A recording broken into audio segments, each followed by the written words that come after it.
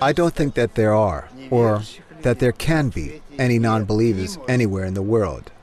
Everyone believes in something. Here, we only believe in ourselves.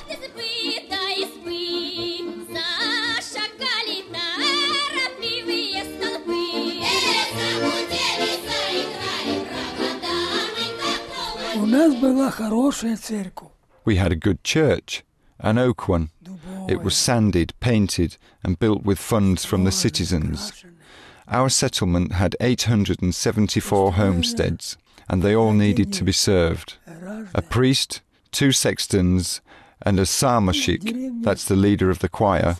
He had an unusual voice. When the collectivization began in 1928, I don't know what happened, but the sextons weren't ours. They were sent from Kiev, and they ran off. The priest stayed, and the choir director stayed. The choir director lived in our village. He had 6 children. I studied with them in school. He sang well. We always had a choir, and he directed it. But in 1929, they closed the church. It was called a deception of the masses. The church was called a place of deceiving the people.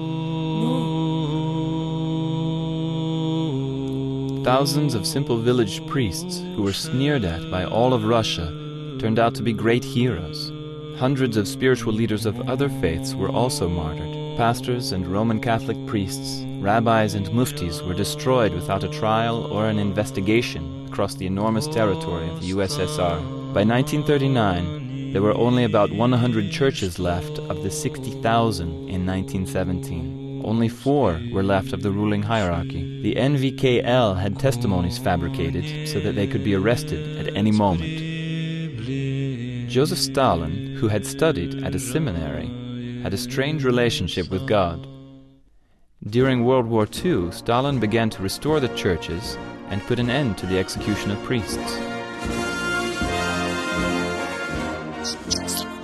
Quite often we remembered God, even though I'm not a believer. I remembered the Lord, of course, when I had to go into hand-to-hand combat near Debrecen. It was a fright.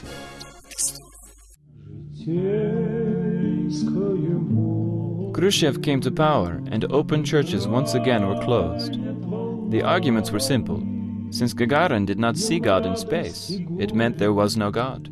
Furthermore, Khrushchev followed in Lenin's footsteps and continued to steal from the church.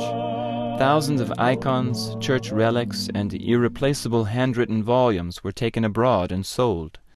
Atheism continued to spread together with the other aspects of communism. The persecution of religious people continued, and people were encouraged to inform on one another. Economic collapse and the national upsurge of liberation left its mark in the history of the U.S.S.R. Tertullian's popular expression, "In the blood of martyrs lies the seed of the church," was fully confirmed in Russia. This seed was abundantly sown on Russia's land. May God bring good harvests.